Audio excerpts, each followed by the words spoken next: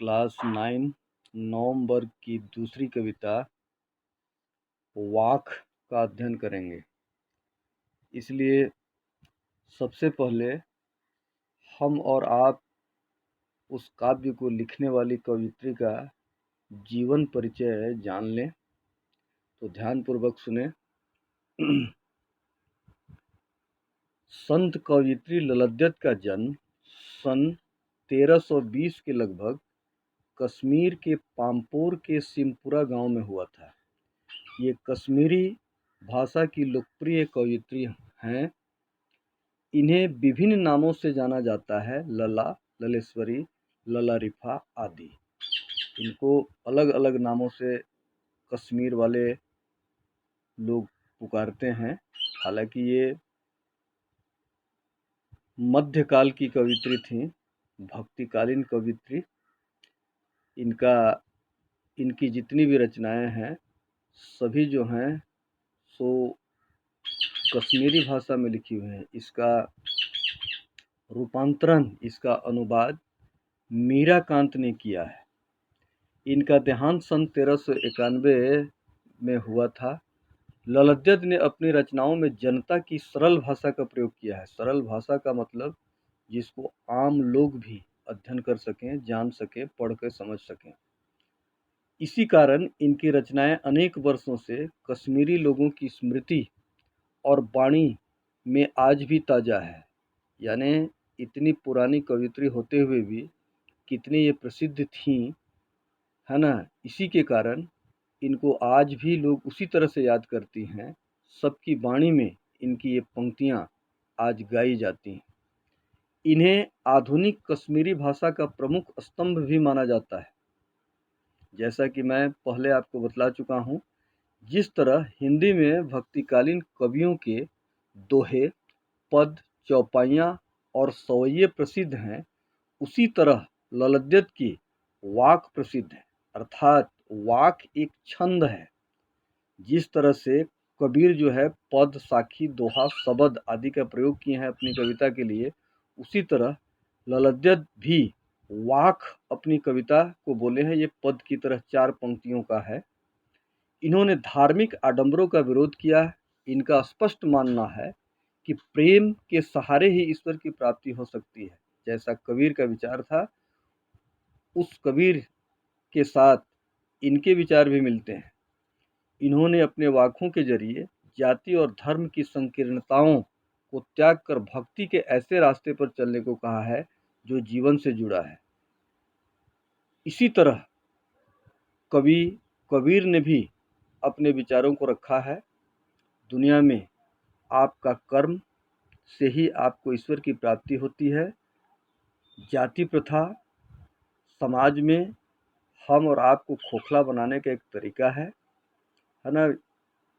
वैसे ही विचार कबीर भी रखते थे। एक दक्षिण भारतीय कवि और थे जिनकी पंक्तियों को हमारे राष्ट्रपति एपीजे अब्दुल अक्सर गुनगुनाया करते थे, अलूरी।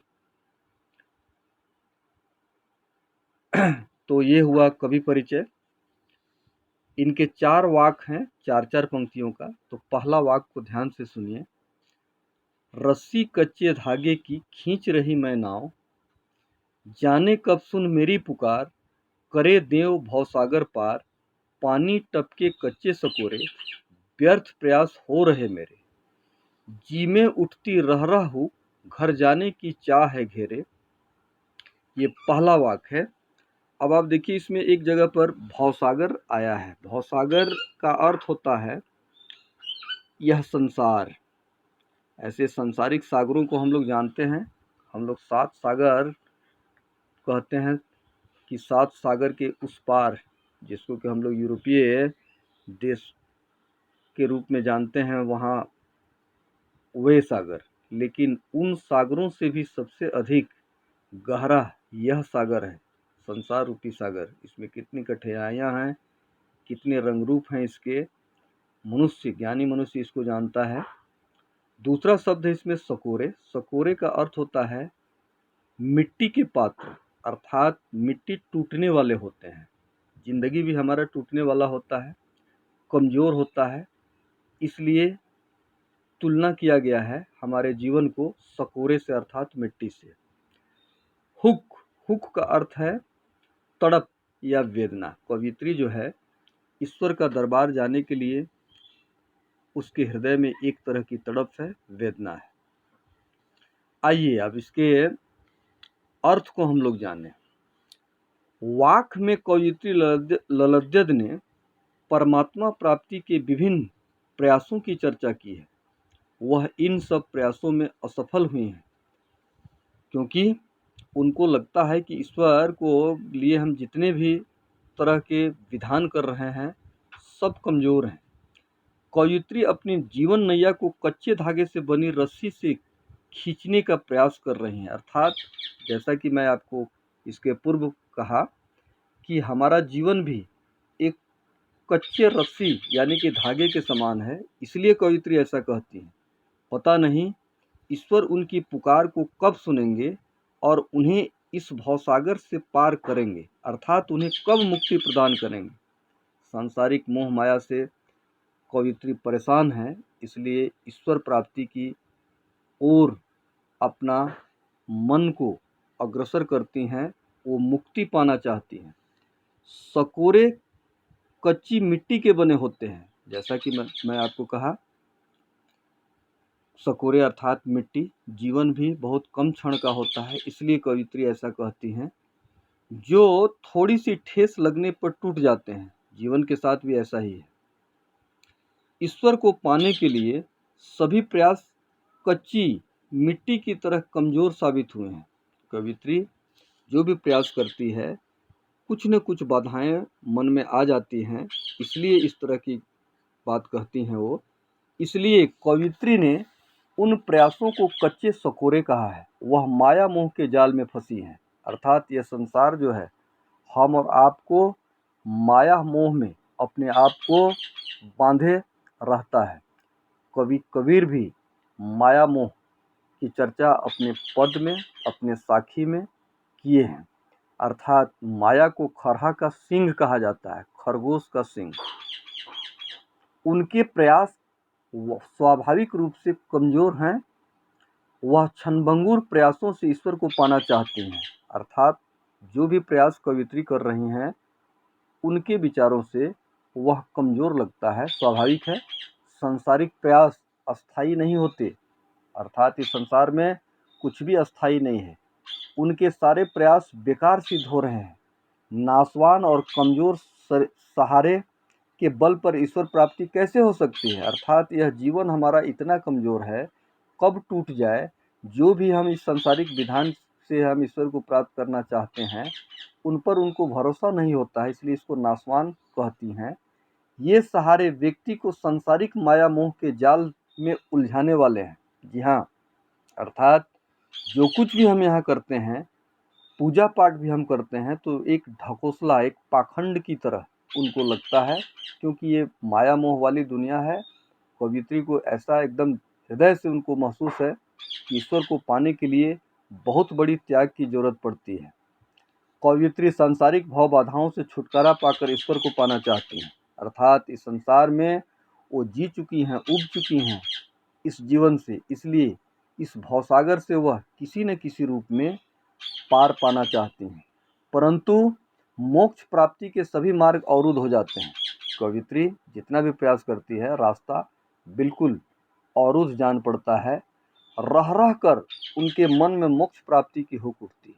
अर्थात वह ईश्वर को की भक्ति से संतुष्ट नहीं है।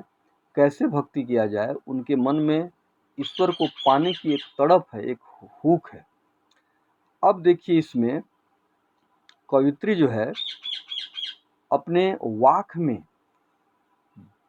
भाव सौंदर्य और शिल्प सौंदर्य का अर्थ होता है कि कवियत्री क्या क्या बाहरी रूप का उसमें प्रयोग किए हैं जिससे कि काव्य अच्छा लगे। हर कवि ऐसा करता है।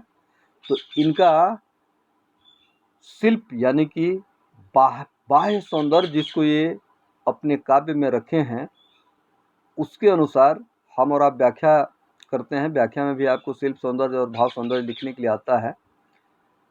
तो इनकी भाषा इतनी सरल है जिसके कारण लोगों को ये ग्राह्य है, अर्थात सहज रूप से अगर आप किसी को कोई बात बोलिएगा और मधुर रूप से, तो वो बात अच्छा लगता है।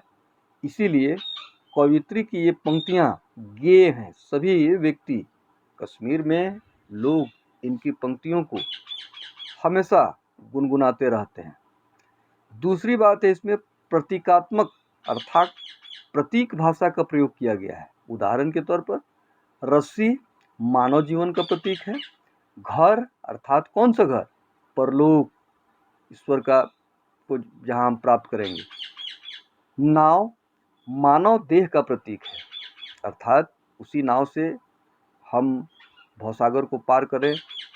जिस तरह से सांसारिक नाव नदी को पार करता है, पानी में हम पार होते हैं, वैसे ही नाव जो है मानव देह का प्रतीक है। और रह रह में आप देखिए अलंकार कितना सुंदर है। रह रह में पुनरुक्ति प्रकाश अलंकार। पुनरुक्ति प्लस प्रकाश अलंकार का मतलब जिसमें एक शब्द को हम दोहरा देते हैं तो पुनरुक्त हो जाता है, उसी से पुनरुक्ति प्रकाश अलंकार बना है। भाव सौंदर्य में अब आइए। भाव सौंदर्य जो है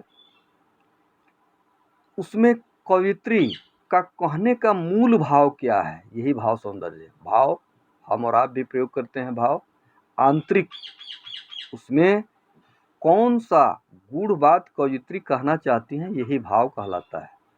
प्रस्तुत वाक्य में संसार को भवसागर माना गया है, अर्थात जो हमारे सामने प्रस्तुत है वाक्य, पहला वाक्य, उसमें संसार को भवसागर माना गया है। इसकी व्याख्या मैं किया हूँ आपको।